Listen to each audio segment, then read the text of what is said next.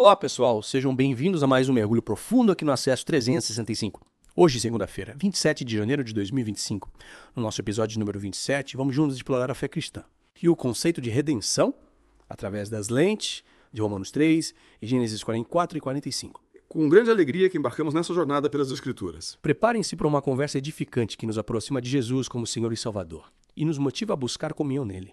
Esses trechos de Romanos e Gênesis, à primeira vista, podem parecer bem distintos, mas, acredite, eles se complementam de forma surpreendente. Romanos, com sua profunda teologia da graça e redenção, e Gênesis, uma história emocionante de José e seus irmãos, nos convidam a refletir sobre a imensidão do amor e do perdão de Deus. O que te chama a atenção de cara nessa combinação? A conexão entre a mensagem de Romanos, que nos confronta com a realidade da nossa natureza humana e a necessidade de um Salvador, e a história de José, que ilustra de forma tão poderosa o perdão e a restauração que Deus oferece.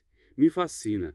É como se víssemos a teoria se materializar na prática, na vida real. É verdade. E essa história de José, gente, é de arrepiar.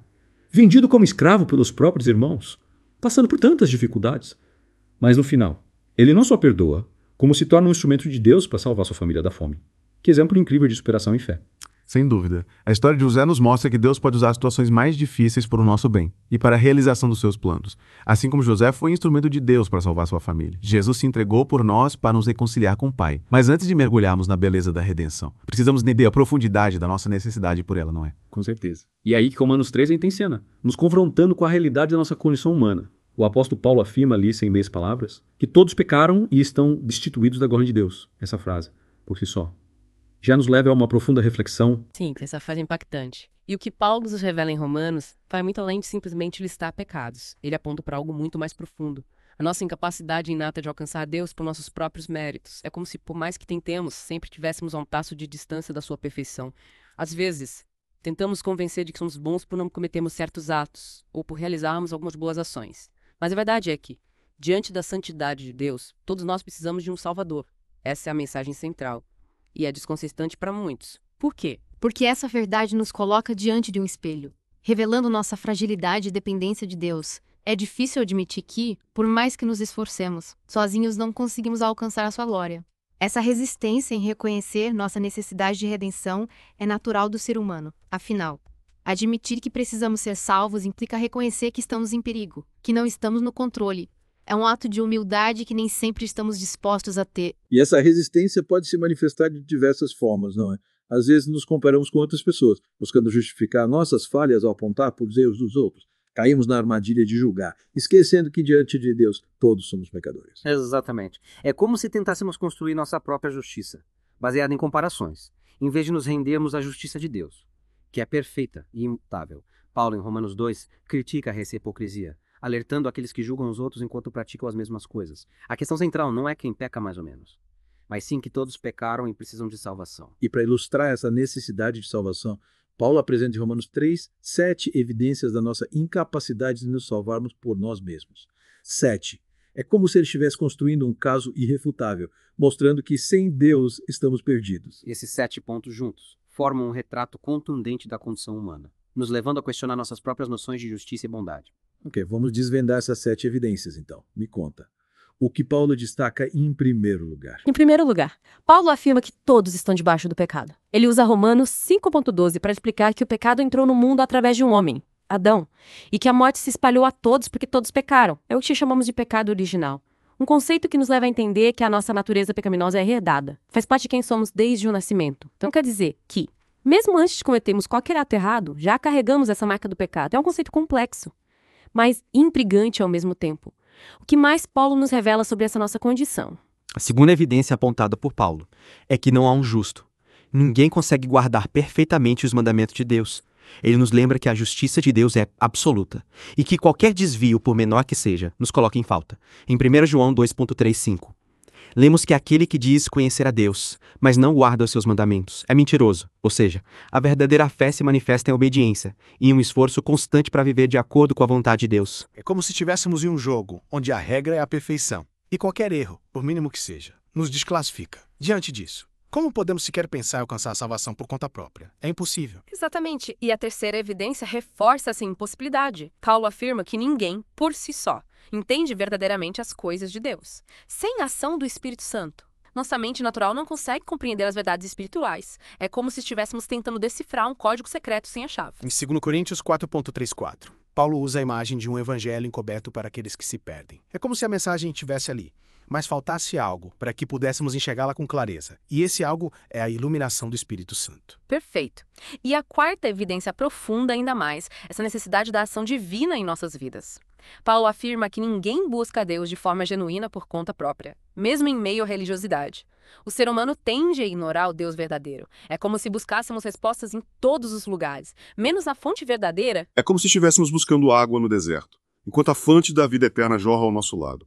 Mas não conseguimos enxergá-la. É impressionante como Paulo desvenda a alma humana, expondo nossas motivações e fragilidades. E ele continua, com a quinta evidência, nos mostrando que todos se extraviaram, ou seja, se desviaram do caminho de Deus. Em Mateus 7.14, Jesus nos adverte sobre a porta larga que conduz à perdição, alertando que a porta que leva à vida estreita e proceder contra é um chamado à vigilância constante, para que não nos deixemos levar pelas distrações e tentações do mundo. É como se estivéssemos em uma encruzilhada, tendo que escolher entre o caminho fácil, que nos afasta de Deus, e o caminho estreito, que exige esforço e renúncia, mas que nos leva à vida eterna. Qual a próxima evidência que Paulo apresenta? A sexta evidência é talvez a mais contundente de todas. Paulo afirma que todos juntos se fizeram inúteis, ou seja, estamos corrompidos pelo pecado e incapazes de produzir frutos para Deus por nós mesmos. Em Mateus 5.13, Jesus nos compara ao sal que perde o sabor, tornando-se inútil. Em Lucas 13.6 e 9, ele usa a parábola da figueira estéril para ilustrar essa incapacidade de produzirmos frutos por nós mesmos. Uau. É como se Paulo estivesse nos dizendo, ó, vocês estão tentando construir um castelo de areia, algo que se desfaz ao menor vento. Sem Deus, seus esforços são em vão. E para finalizar esse retrato da nossa condição, qual a sétima evidência que ele destaca? A sétima e última evidência é que não há quem faça o bem, ou seja, mesmo as nossas melhores ações são manchadas pelo pecado. Em Marcos 10.17 e 18, um jovem rico se aproxima de Jesus, buscando saber o que fazer para herdar a vida eterna. Jesus, conhecendo o coração do jovem, o confronta com a lei, mostrando que ninguém é capaz de cumpri-la perfeitamente. Essa conversa entre Jesus e o jovem rico é emblemática, né? Ele aparentemente tinha uma vida correta, seguia os mandamentos, mas faltava algo essencial: o reconhecimento da sua própria dependência de Deus. É verdade. E essa conversa nos revela uma verdade profunda. Por mais que nos esforcemos, nunca seremos bons o suficiente para merecer a salvação. E é justamente por isso que precisamos de Jesus. Exatamente. Diante de todas essas evidências, fica claro que precisamos de um Salvador. Sim. E é por isso que a mensagem do Evangelho é tão poderosa em meio à nossa incapacidade. Deus nos oferece a sua graça e misericórdia por meio de Jesus Cristo. Mas esse é assunto para a nossa próxima parte. É isso aí. Voltamos já para continuar desvendando os mistérios da redenção e da esperança que encontramos em Jesus. Fiquem ligados. E aí, pessoal, de volta para a segunda parte do nosso mergulho. Depois de explorarmos a fundo a necessidade da redenção mergulhando em Romanos 3. Vamos agora para a parte mais esperançosa da conversa. A solução que Deus nos oferece. É isso mesmo. Após nos confrontar com a realidade da nossa condição humana, Paulo, em Romanos, nos apresenta a resposta libertadora. A justificação pela fé em Jesus Cristo. É como se ele dissesse, calma, não precisa se desesperar, há uma saída. Ufa! Que alívio, né? Porque, sinceramente, depois de analisarmos as 7 evidências da nossa incapacidade de nos salvarmos, a gente fica pensando, e agora? O que fazer? E essa saída, essa esperança é Jesus Cristo. Em Romanos 3.23 e 24, Paulo afirma, porque todos pecaram e destituídos estão da glória de Deus, sendo justificados gratuitamente pela sua graça, pela redenção que há em Cristo Jesus. Ou seja, não importa o que tenhamos feito, podemos ser perdoados e reconciliados com Deus pela fé em Jesus. E essa justificação, essa libertação da condenação do pecado é um presente de Deus recebido pela fé. É como se depois de nos mostrar o diagnóstico, ele nos entregasse a cura. É de graça. Não precisamos fazer nada para merecer. Basta aceitar a gratidão de fim. Mas me explica uma coisa. O que significa exatamente essa palavra justificação? Para quem não está familiarizado com o termo, pode parecer um pouco complicado. É verdade. A palavra justificação, no contexto bíblico, significa ser declarado justo por Deus, mesmo sendo pecador. É como se ele nos absolvesse de todas as acusações, limpando o nosso nome e nos dando um novo recomeço. E isso acontece por meio da fé em Jesus Cristo, que levou sobre si a punição pelos nossos pecados. É como se tivéssemos uma dívida impagável e alguém chegasse e dissesse, eu pago por você. É incrível. E essa graça, esse presente merecido, nos impulsiona a viver uma vida transformada, não é? Com certeza.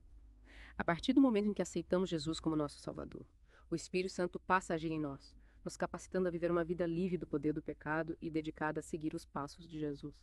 Essa transformação, essa busca constante por santidade, é um processo contínuo, mas a graça de Deus nos sustenta a cada passo. E essa mensagem de esperança? essa transformação que a graça opera em nós, é lindamente ilustrada na história de José lá em Gênesis Noé. Ele mesmo, tendo sido profundamente injustiçado pelos irmãos, escolhe perdoá-los e se torna um instrumento de Deus para salvá-los da fome. É verdade. A história de José é uma poderosa metáfora da obra redentora de Cristo. Assim como José perdoa seus irmãos e os livrou da morte, Jesus nos perdoa e nos liberta da condenação eterna. E em Gênesis 45, quando José se revela aos irmãos, ele diz: Agora, pois, não vos entristeçais, nem vos pese os vossos olhos por me haverdes vendido para cá, porque para a conservação da vida Deus me enviou adiante de vós. É como se ele estivesse dizendo: Olha o mal que vocês planejaram contra mim, Deus transformou em bem. Essa frase é poderosa. Deus transformou o mal em bem. É a história da redenção se concretizando na vida de José e se repetindo em nossas vidas. Me arrepia pensar nisso. E essa compaixão, essa capacidade de perdoar, nos lembra muito o sacrifício de Jesus por nós, não é? Sem dúvida. E essa história de José aliada à mensagem de Romanos 3 nos confronta com uma pergunta importante. Será que Deus permite que coisas ruins aconteçam com pessoas boas? É uma pergunta que muitos se fazem, especialmente quando enfrentam momentos difíceis. E aí, o que respondemos a essa pergunta? A resposta é simples e direta. Não.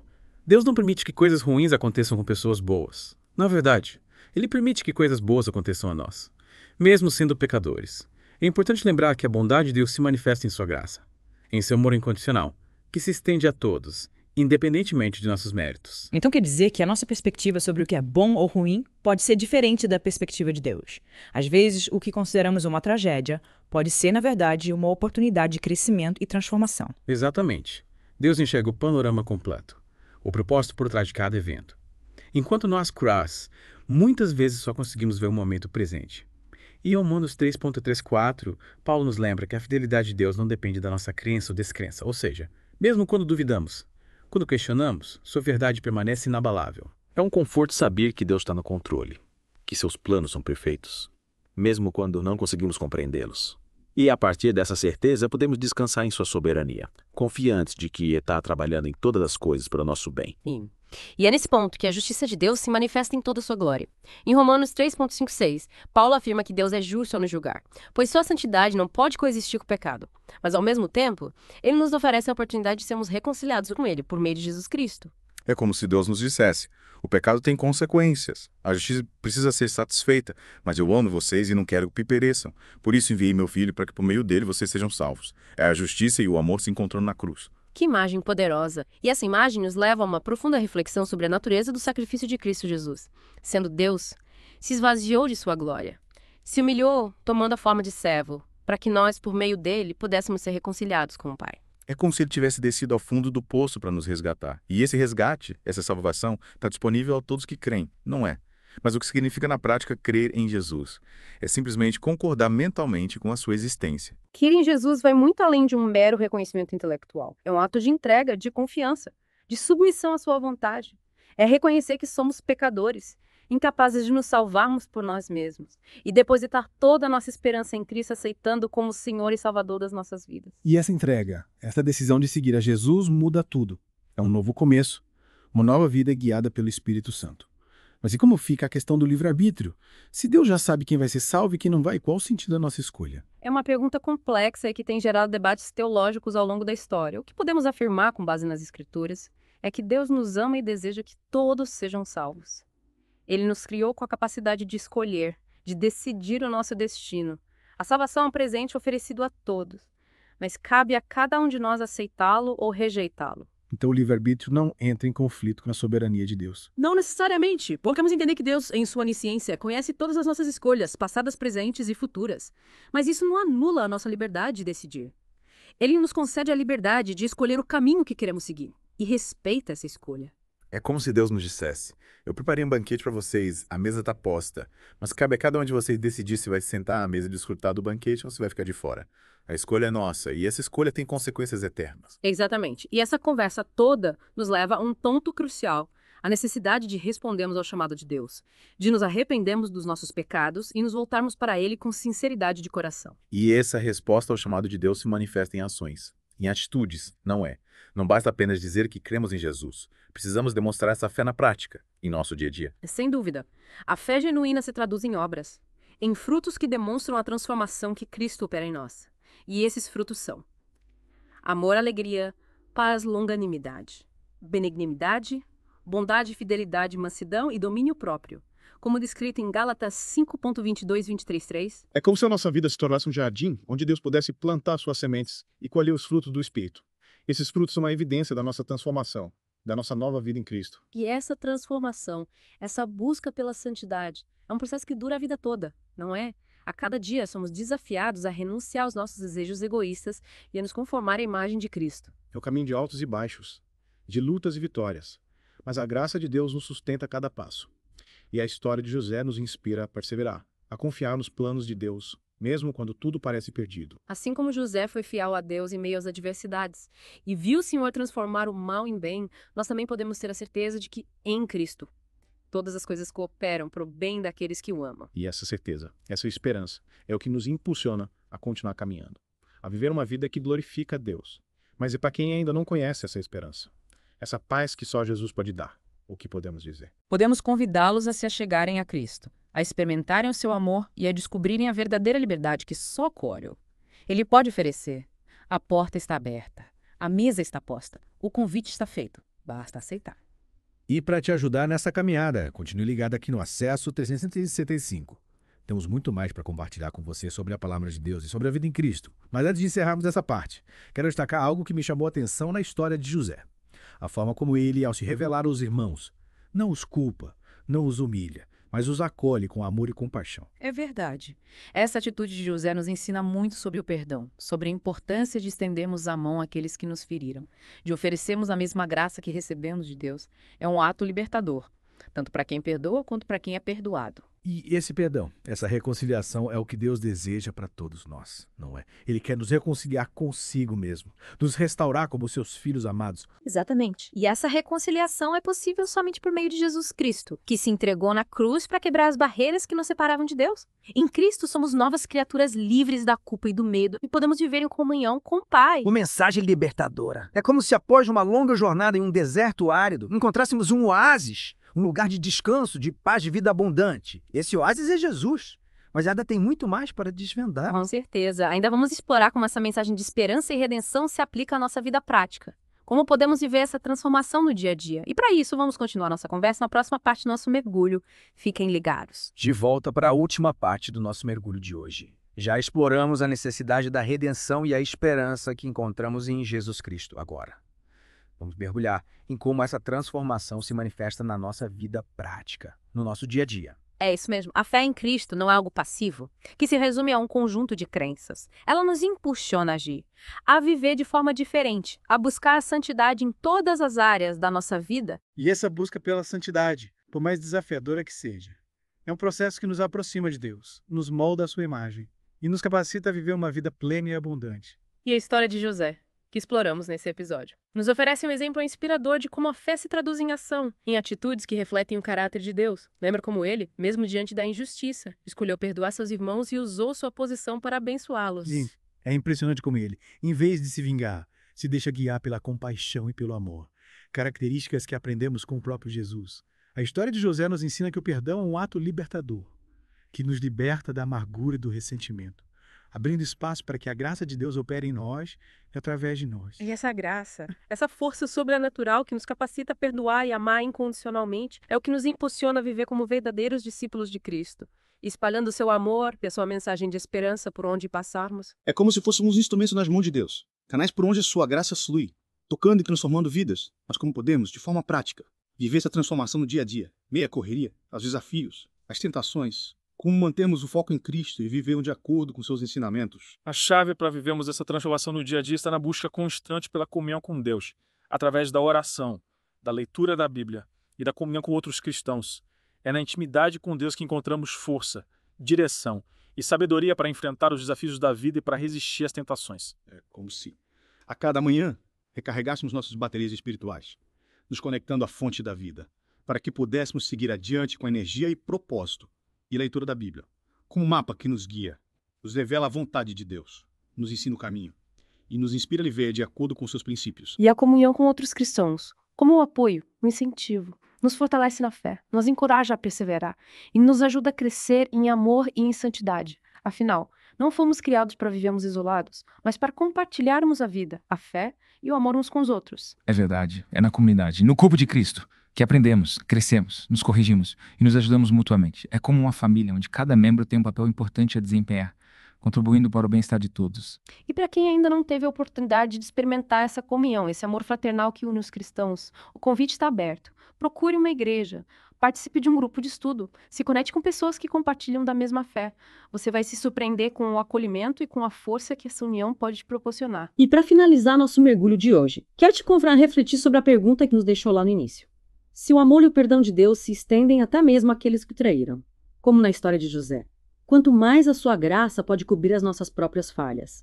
Deixe essa pergunta ecoar em seu coração, te inspirando a buscar um relacionamento mais profundo com Cristo, a experimentar a plenitude da sua graça e a viver a transformação que opera em nossas vidas. E que essa transformação transborde para o mundo ao nosso redor, contagiando pessoas com o amor de Cristo, com a esperança da redenção e com a alegria de viver em comunhão com Deus. E você, que acompanhou esse mergulho profundo conosco, continue explorando a palavra de Deus, buscando conhecer mais a Jesus e permitindo que Ele transforme sua vida. E não deixe de curtir, se inscrever no canal, comentar e compartilhar essa mensagem com seus amigos e familiares. Que o Senhor te abençoe e te guarde. Que Ele te conduza e governe a sua vida. Porque você tem acesso